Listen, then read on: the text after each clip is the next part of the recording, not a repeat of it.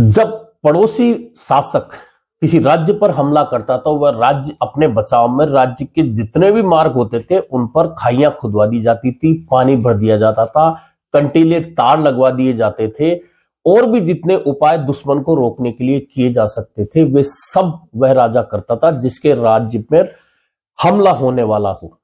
लेकिन दिल्ली के चारों ओर ऐसा क्यों हो रहा है? 50-50, 70-70 मीटर तक की बैरिकेडिंग है, किलो की फसल सड़क पर उगा दी गई है, ड्रोन से आंसू गैस के गोले छोड़े जा रहे हैं, 5000 अर्धसैनिक बल तैनात कर दिए गए हैं, राज्यों की पुलिस अलर्ट है, पूरी पुलिस बॉर्डर पर तैनात कर दी गई है। दिल्ली का ट्रैफिक रेंग रहा है, अटक रहा है, लोग भटक रहे हैं लेकिन रास्ता नहीं मिल रहा है। और हालात सिर्फ दिल्ली के आसपास ऐसे हैं ऐसा नहीं है, पंजाब से लेकर हरियाणा होते हुए दिल्ली तक के जितने भी रास्ते हैं सभी रास्तों पर यही हालात है। अंबाला, पटियाला से लेकर संभू बॉर्डर और उसके बाद गाजीपुर, पश्चिमी उत्तर प्रदेश से आने वाले रास्ते ले लीजिए, सभी जगह हालात कम ऐसे ही हो रहे हैं। दरअसल ऐसा क्यों हो रहा है? क्या दिल्ली पर कोई दुश्मन देश अटैक कर रहा है? कोई बाहरी दुश्मन क्या दिल्ली पर शासन करने आ रहा है? क्या शासन छीनने आ रहा है? जिस तरह के हालात हैं उसे देखकर हमेशा आप यही याद करेंगे, क्योंकि आपने पढ़ा होगा इतिहास में कि जब भी इस तरह के हालात किसी राज्य के चारों ओर बना दिए जाते हैं तो निश्चित तौर पर दुश्मन से बचाव के लिए ही ऐसा होता है। लेकिन ऐसा किसानों से बचने के लिए अगर केंद्र सरकार कर रही है तो आप सोच सकते हैं कि क्या हो रहा है। जो किसान धरती का सीना चीर कर हमारे लिए अन्न उगाता है, उसके लिए सरकार ने सड़क पर कीलें उगाई है। जो किसान धरती का सीना चीरकर पानी निकालता है ताकि हमारे लिए अन्न पैदा कर सके और हम उस अन्न को खाकर जिंदा रह सकें, उसके लिए 20-20 फीट, 30-30 फीट के बैरिकेड्स लगा दिए गए हैं। जो किसान अपना पसीना देकर हमारे लिए अन्न उगाता है, उसके लिए हवाई हमले यानी कि ड्रोन से आंसू गैस के गोले छोड़े जा रहे हैं। आखिर किसान मांग क्या रहा है? एमएसपी की गारंटी, जो पुराने मुकदमे हैं वो वापस ले लिए जाए। और सरकार बात करती है कि 2022 तक किसानों की आमदनी दोगुनी कर दी जाएगी। अगर नहीं की गई तो कहीं तो कमियां रही होगी। आप अपनी पीठ थपथपाइए, हर सरकार को यह हक है कि अपनी पीठ थपथपाए, लेकिन जितना किया है वह तो बताए। बताना आप वह नहीं चाहते जो आप कर रहे हैं, बता आप वह रहे हैं जो कि पिछली सरकारों ने किया है या नहीं किया है। हाल ही लोकसभा में वित्त मंत्री एक श्वेत पत्र पेश करती हैं। श्वेत पत्र हमेशा सरकार के वर्तमान हालात पर पेश किया जाता है। हालांकि श्वेत पत्र का कोई कानूनी महत्व नहीं है कभी भी, लेकिन संसद में वित्त मंत्री श्वेत पत्र लाती हैं, पढ़ती हैं और उस श्वेत पत्र में होता क्या है? कांग्रेस ने ये किया, कांग्रेस ने वो किया, कांग्रेस ने ये नहीं किया, कांग्रेस ने ऐसा किया, कांग्रेस ने वैसा नहीं किया, कांग्रेस को ऐसा करना चाहिए था, कांग्रेस को वैसा नहीं करना चाहिए था। यह तब पेश हो रहा है जब एनडीए सरकार यानी कि 56 इंच की छाती वाले प्रधानमंत्री नरेंद्र मोदी के शासन के 10 साल पूरे हो चुके हैं। तब पिछली 10 साल जो सरकार मनमोहन सिंह की चली थी उसके कमियों को लेकर श्वेत पत्र लाया जा रहा है। तो श्वेत पत्र कमियों को आप ला रहे हैं। अगर उस सरकार में कमियां नहीं होती तो आप शासन में होते। उस सरकार में एक नहीं 1000 कमियां थी, 1000 कमियां थी, इसलिए वह विपक्ष में पिछले 10 साल से बैठे हैं कांग्रेस वाले।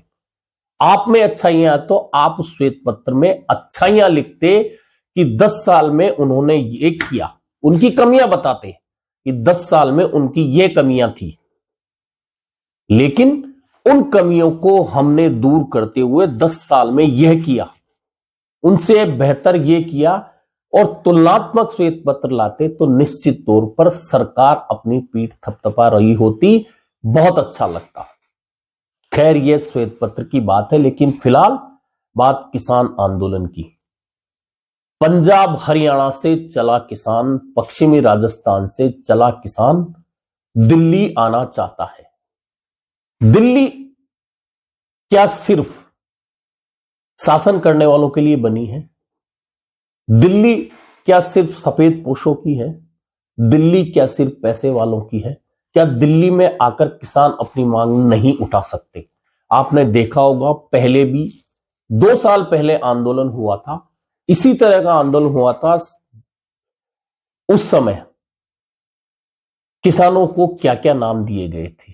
देशद्रोही बताया गया था, परजीवी बताया गया था, आंदोलन जीवी बताया गया था, और उस वक्त भी सड़क पर कीलें उगाई गई थी, बैरिकेडिंग लगाई गई थी। 750 किसानों की जान चली गई थी। सर्दी गर्मी बरसात सब झेली थी किसानों ने। 750 जानें चली गई। उसके बाद सरकार ने बात की, बात के बाद आंदोलन सरकार के खिलाफ जो था वह वापस ले लिया गया।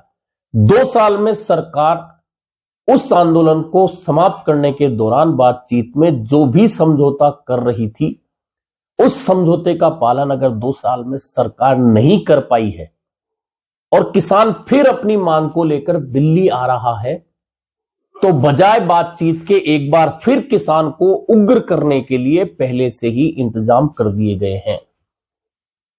क्या किसान देश का दुश्मन है? क्या किसान दिल्ली आकर शासन छीन रहा है? सिर्फ एमएसपी की मांग कर रहा है, तो फिर बॉर्डर पर कीलें क्यों? इतनी सारी फोर्स क्यों? 20-20 फीट के बैरिकेडिंग क्यों? हवाई ड्रोन से आंसू गैस के गोले क्यों? आप किसान को दिल्ली आने दीजिए, रामलीला मैदान आने दीजिए। जब रामलीला मैदान आकर किसान बैठ जाए, आप सबके सामने चर्चा कीजिए। चर्चा में आपने जो किसानों के लिए किया है वह बताइए, और जो बाकी रह गया है वह कब तक पूरा करेंगे वह बताइए। किसान वापस लौट सकता है, पहले भी लौटा है, और किसान का आंदोलन आज पहली बार नहीं हुआ है।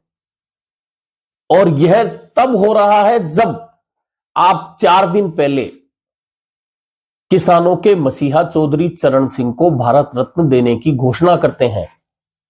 जिन कृषि वैज्ञानिक एमएस स्वामीनाथन की रिपोर्ट के आधार पर कृषि की आय दोगुना करने की बात हो रही है, उन्हें भारत रत्न देने की घोषणा आप चौधरी चरण सिंह के साथ करते हैं और वाहवाही लेते हैं कि हम किसानों के मसीहा और किसानों की समझ रखने वालों को भारत रत्न दे रहे हैं। लेकिन जब किसान आंदोलन करने के लिए या अपनी मांग मनवाने के लिए दिल्ली की तरफ आ रहे हैं, तो आप उनके रास्ते रोक रहे हैं। भूल गए चौधरी चरण सिंह के नेतृत्व में कितने किसान आंदोलन हुए? कभी इस तरह से किसी सरकार ने उनके रास्ते रोके? चौधरी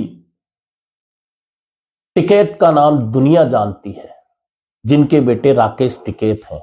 किसान नेता शायद हिंदुस्तान के सबसे बड़े रहे हैं। उनके नेतृत्व में इंडिया गेट पर किसान कितने दिन तक बैठा था, पुराने लोगों को याद है। लेकिन सरकार ने कभी इस तरह से कीलें सड़क पर नहीं ठुकवाई थी, इस तरह से बैरिकेडिंग नहीं करवाई थी। किसानों को आंदोलन करने का पूरा हक था। लेकिन अब ऐसे क्या हालात हो गए कि देश का किसान अपनी मांग मनवाने के लिए सरकार के खिलाफ आंदोलन भी नहीं कर सकता।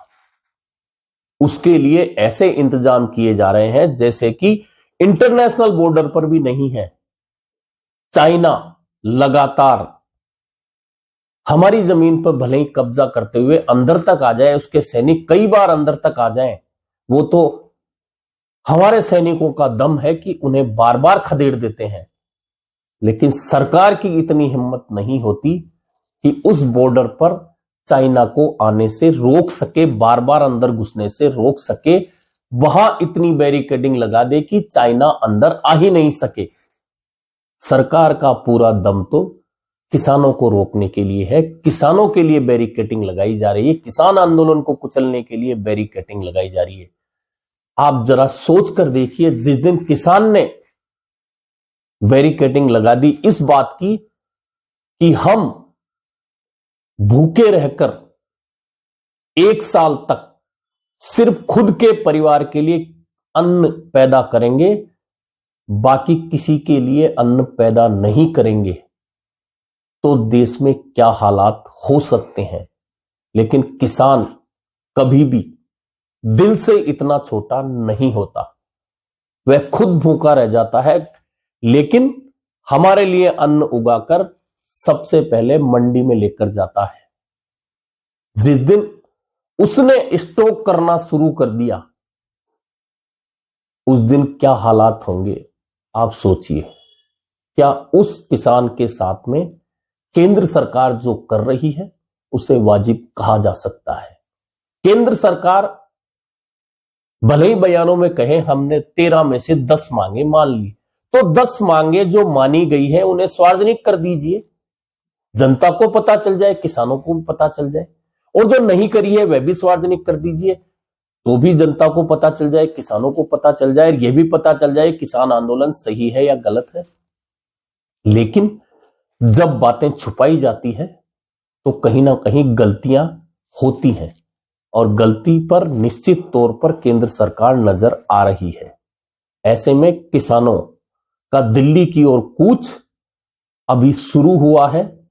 आंसू गैस के गोले रास्ते में उन पर छोड़े गए हैं, लेकिन किसान रुक नहीं रहा है। आंदोलन हिंसक नहीं हो, सभी चाहते हैं किसी किसान की जान नहीं जाए, किसी जवान की जान नहीं जाए, क्योंकि दोनों ही देश के लिए जरूरी है। इसलिए आंदोलन कर रहे किसानों से बातचीत केंद्र सरकार को करनी चाहिए, रास्ता समझौते का निकालना चाहिए, किसानों को जो चाहिए उन्हें देना चाहिए। आखिरकार सरकारें होती किस लिए हैं? आज के लिए बस इतना ही, फिर मिलेंगे नए मुद्दे के साथ।